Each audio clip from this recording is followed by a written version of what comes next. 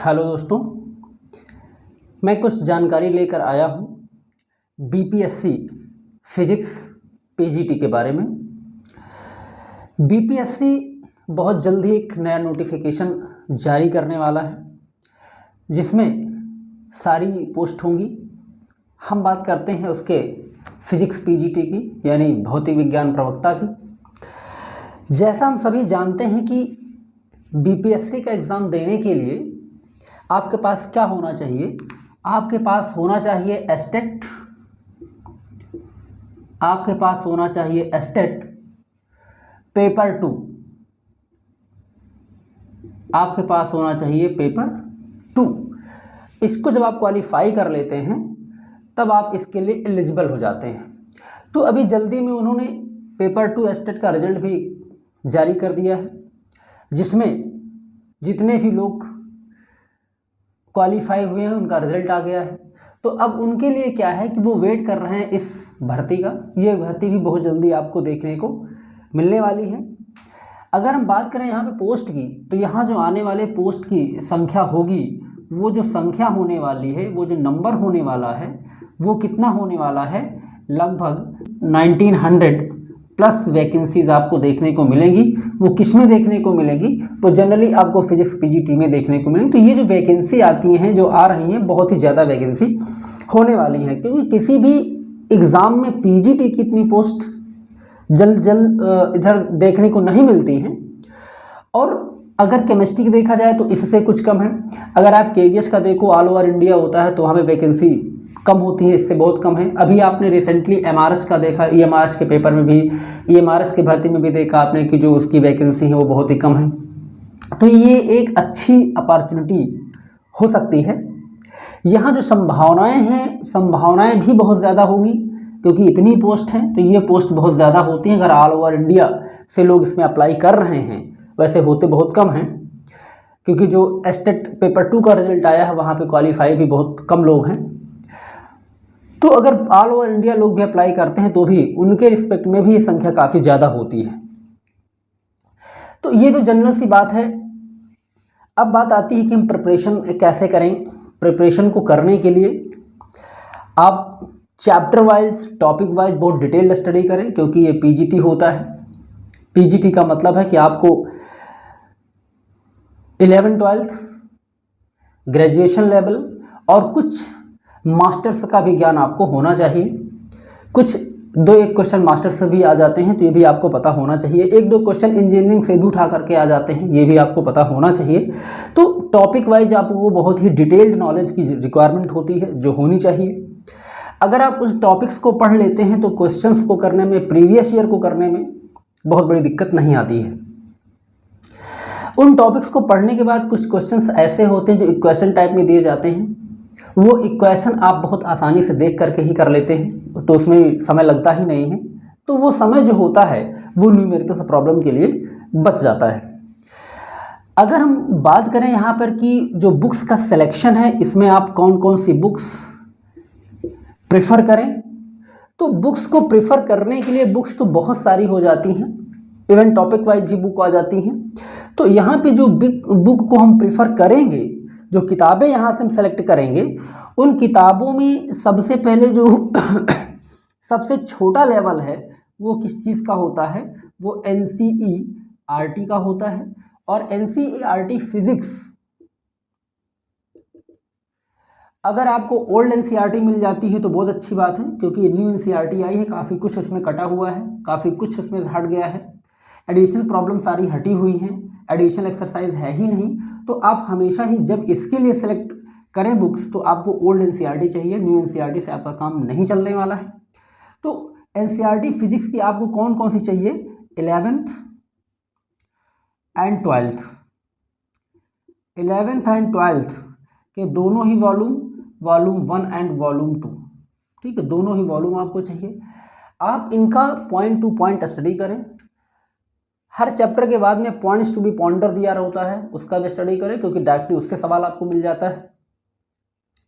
दूसरी बात है कि इसको पढ़ने के बाद या इसके पैरेलल ही करते चलें इसको, एचसी वर्मा, कुछ चीज़ें ऐसी होती हैं जो एनसीईआरटी में नहीं गिवन है, लेकिन वो भी पीजीटी एग्जाम में पूछी जाती हैं। तो एच वर्मा को पैरेलल साथ लेकर के चलें, क्योंकि 1 बाय 1 पढ़ना बहुत मुश्किल काम होता है, इसलिए आप इसको पैरेलल लेके चलें, चैप्टर वाइज लेकर के चलें। जब आप इनको कर लेते हैं, इनके सवाल कर लेते हैं, तो आपकी तैयारी काफ़ी हद तक 60% हो जाती है। 60% प्रिपरेशन आप ओवर कर चुके होते हैं। देन उसके बाद आपको कुछ टॉपिक्स लेने पड़ेंगे अपने बीएससी से, और कुछ टॉपिक्स आपको लेने पड़ेंगे एमएससी से। 2 जगह से कुछ टॉपिक्स और आपको चूज करने पड़ेंगे। जब आप इतना कर लेते हैं तो आपकी अब तैयारी पहुंच जाती है 80%।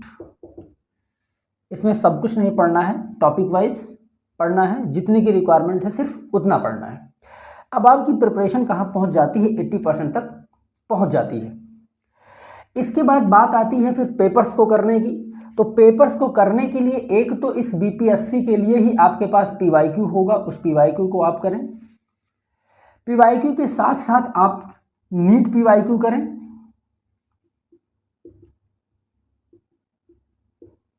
नीट पीवाईक्यू करें। जब आप इतना कर लेते हैं तो आपकी प्रिपरेशन बहुत ही अच्छी हो जाती है। और इसके बाद आपके पास अगर समय बचता है तो आप जेईई मेंस को करेंगे। एडवांस को टच आपको नहीं करना है, सिर्फ आप मेंस को टच करेंगे। तो यहाँ से आप पीवाईक्यू किसका करेंगे, पीवाईक्यू आप इसका करेंगे, बीपीएससी पेपर्स का पीवाईक्यू करेंगे। इसका पीवाईक्यू करने के बाद आप नीट का पीवाईक्यू करेंगे। एक खास बात आपको देखने को मिलेगी कि जब आप इसका पीवाईक्यू कर लेंगे तो इस पीवाईक्यू के बाद जब आप इसके पीवाईक्यू पे जाएंगे तो कुछ क्वेश्चंस आपको कॉमन मिलते हैं, तो क्वेश्चन करने की जो का नंबर जो होगा वो और कम हो जाएगा। जब आप इसे कर लेते हैं, इस पर जाएंगे तो फिर आपको कुछ क्वेश्चन कॉमन मिलेंगे, क्वेश्चन को करने का नंबर और कम हो जाएगा। तो जनरली इसको आप सबसे बाद में उठाइए। सबसे पहले तो आप टोटल थ्योरेटिकल पोर्शन करिए। एनसीईआरटी के जितने भी न्यूमेरिकल्स हैं वो सभी आपको करने हैं। इनमें से एडिशनल एक्सरसाइज होती है, वो जो एडिशनल एक्सरसाइज होती है that is the very important. वो कैसी होती है, वो वेरी इंपॉर्टेंट होती है, क्योंकि एग्जैक्टली क्वेश्चन वहीं से आ जाता है। इसमें कुछ क्वेश्चन होते हैं जो थ्योरेटिकल टाइप के होते हैं, these questions are very important, वो क्वेश्चन भी बहुत इंपॉर्टेंट होते हैं। एच.सी. वर्मा, इसके भी 2 वॉल्यूम होते हैं। जब आप इसके क्वेश्चंस कर लेते हैं तो फिर यहाँ से काफ़ी क्वेश्चन आपको मिलने लगेंगे। जब आप इनको करने चलेंगे तो फिर वो क्वेश्चंस क्या हो जाएंगे, फिर से कॉमन हो जाएंगे। तो जो क्वेश्चन करने का नंबर होगा बस यही इतने क्वेश्चन हो जाएंगे, इन दोनों में इतने क्वेश्चन हो जाएंगे कि यहाँ से आपको 50% करने पड़ेंगे, इसमें फिर आप 30% ही करेंगे और इसमें फिर आप 30% करेंगे।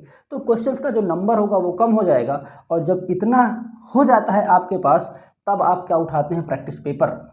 और प्रैक्टिस पेपर को कैसे करते हैं, प्रैक्टिस पेपर को हम टाइमर लगा के करते हैं, टाइम के अकॉर्डिंग करते हैं। टाइम मैनेजमेंट वहाँ पे सीखते हैं कि टाइम हम कितने कम से कम टाइम में इसको कर सकते हैं। ये मैं डेफिनेटली कह सकता हूँ कि अगर आप इतना कर लेते हैं तो आपकी तैयारी कितनी हो जाती है, आपकी तैयारी हो जाती है 100%। मैं अब दावे से कह सकता हूँ कि जब ये तैयारी इतना पढ़ने के बाद 100% होती है तो जो 80 क्वेश्चंस आपके पास आते हैं उनमें से आप 80 में 80 क्वेश्चंस करने के लिए कैपेबल हो जाते हैं और टोटल क्वेश्चंस करने की आपकी कैपेबिलिटी हो जाती है। सिर्फ एक बात का ध्यान आपको रखना होगा कि आप टाइम मैनेजमेंट कैसे कर पाते हैं और कितना कर पाते हैं। उस टाइम मैनेजमेंट को करने के लिए आपके पास केवल एक पेपर होगा, एक ही चीज़ होती है, वो होता है प्रैक्टिस सेट। वो क्या होता है, प्रैक्टिस सेट। वो प्रैक्टिस सेट आप जब करेंगे तो आप टाइम मैनेजमेंट को करके देखेंगे। और कितने सेट आपको करने हैं, एटलीस्ट 20 सेट। अगर आप 20 सेट कर ले जाते हैं तो आप 80 आउट ऑफ 80 क्वेश्चन कंप्लीटली सही करने में बिल्कुल आप कैपेबल होते हैं, इसमें कोई भी दो राय नहीं होती है। करेक्ट। तो ये होती है प्रिपरेशन। इतनी पढ़ने के बाद प्रिपरेशन आपकी कंप्लीट हो जाती है और आप सिलेक्शन के बिल्कुल करीब पहुंच जाते हैं, या कह दिया जाए कि आप सिलेक्शन पा जाते हैं। करेक्ट। कुछ लोग जो EMRS के लिए प्रिपेयर हो रहे होंगे, यहाँ भी बैठेंगे, इतनी ही किताबें, इतनी ही बुक्स वहाँ के लिए भी पर्याप्त होती हैं, सफिशिएंट होती हैं। इससे ज़्यादा की रिक्वायरमेंट वहाँ पर भी नहीं होती है। इवन किसी भी स्टेट के PGT के लिए इससे ज़्यादा बुक्स की कोई भी रिक्वायरमेंट नहीं होती है। ये बुक्स का एक्सट्रीम लेवल है PGT के लिए, तो इतनी बुक्स जो होती हैं वो सफिशिएंट होती हैं। अगर इसमें किसी तरह का कोई डाउट हो तो आप सबसे पहले तो आप खुद सर्च कर सकते हैं बुक्स को, आप उनको देख सकते हैं। अदरवाइज आप कमेंट बॉक्स में लिख सकते हैं, बुक्स आपको दिखा दी जाएंगी, आप परचेज कर सकते हैं और अपनी प्रिपरेशन को जारी रख सकते हैं। क्लियर?